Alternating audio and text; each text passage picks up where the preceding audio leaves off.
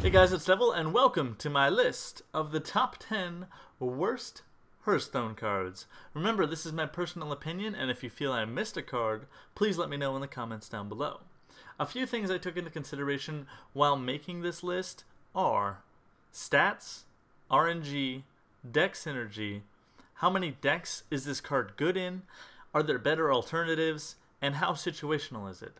There are a few other things, but let's not bore you with the details. Let's hop right in. 10. Coming in at number 10, we have Hand of Protection. This is placed at number 10 because, in all honesty, it's not a horrible card. In fact, it's actually quite useful, but it's on this list for simply one reason: Argent Protector.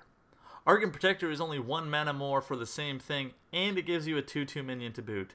Unless you're building a full Divine Protection deck, there's no reason to have this card. 9.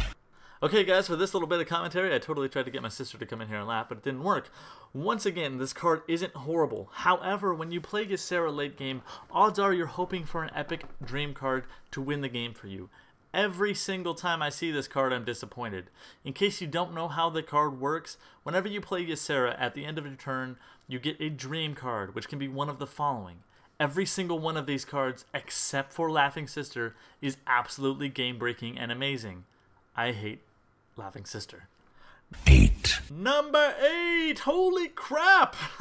Holy wrath. This is a super situational / RNG card, and however fun it might be to dream of the epic Molten Giant 20 damage draw card, it is a crap card. There is no way around it. 7. Every time I see a Hunter play tracking, I am thankful. I know that they may have a nice play next turn, but in reality, odds are I'll be able to deal with it. And they also burnt 2 separate cards, not to mention the card slot that they wasted on tracking. It's a quick way to deck yourself, and against a sustain deck like a Priest, you won't be able to maintain. So I highly suggest not using it. I still haven't used it once to this day, and I'm extremely proud of that. 6. The Magical Secret Keeper. Only useful in a handful of decks because you can't count on your enemies to use traps, especially if this card is out. So, it's got semi-decent stats, but compared to cards like Young Priestess or Goldshire Footman, why would you settle for her? 5. Number 5, we got Arcane Intellect.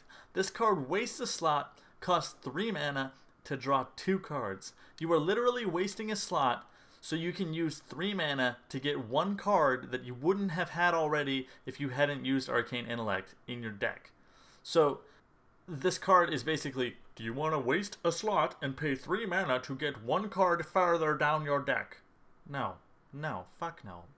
Ugh. 4. This card is crappy. This card is crappy. I cannot think of a possible scenario where I desperately need a pirate from my deck. Should I draw this card late game and not have any pirates left? It does absolutely nothing. The stats are horrible, and you can easily replace this card with a Novice Engineer or a Loot Hoarder for better stats and a guaranteed draw. This card is useless. 3. Number 3, we got Eye for an Eye. It is a crap card all around. The biggest benefit of this card is making your opponent think that it's actually a useful trap like Redemption, and possibly causing a misplay. But why would you just not use a better trap? Either way, it's easy to detect and will almost never win your game. Maybe like 1 out of every 5,000 games you'll like have a win because of this card. It's crap, and any other pally trap would be stronger. 2. Number 2, we got a Wisp. A 0-cost creature sounds amazing, but don't get your hopes up. It's not.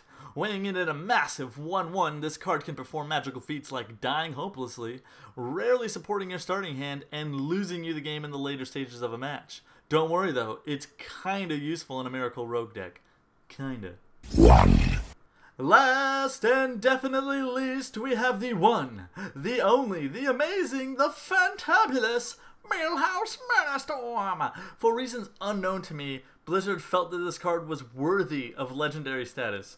Maybe it's their idea of trolling their fans, or some smart marketing tactic that I've never heard of before. I have no idea. All I know is that this card can be useful only when you have 3 specific things happen. Number one, you need coin. Means you need to go second. That's a 50-50 off the bat. Number two, you need Millhouse Manastorm in your starting deck. By the way, it's a legendary card, meaning you can only have one in your deck. So you have a 1 in 30 chance, maybe a 2 in 34 or something chance if you wipe your entire starting hand to try and get him. Number three, your opponent can't have any useful spells. Should you draw this card late game, you risk throwing the game by giving your opponent access to strong spells for free when they most need them. Now, if you disagree with me on why this card ranks number one, please, I welcome you guys to watch the video by Noxious. It showcases the power of Millhouse Manastorm. Either way, guys, thank you for watching. I actually have an extra Hearthstone key to give away. I'll be doing that via Facebook. It was given to me by my buddy Corvus. His YouTube link is down below. Go check him out. He's a really nice guy. So, do me a favor. Check him out.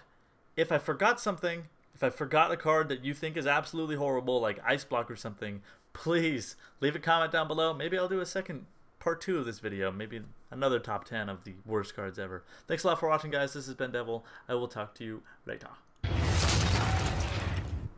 Ladies and gentlemen, welcome to the second episode of Deck Spotlight. Today we'll be showcasing a deck that I created myself called the Doomsday deck.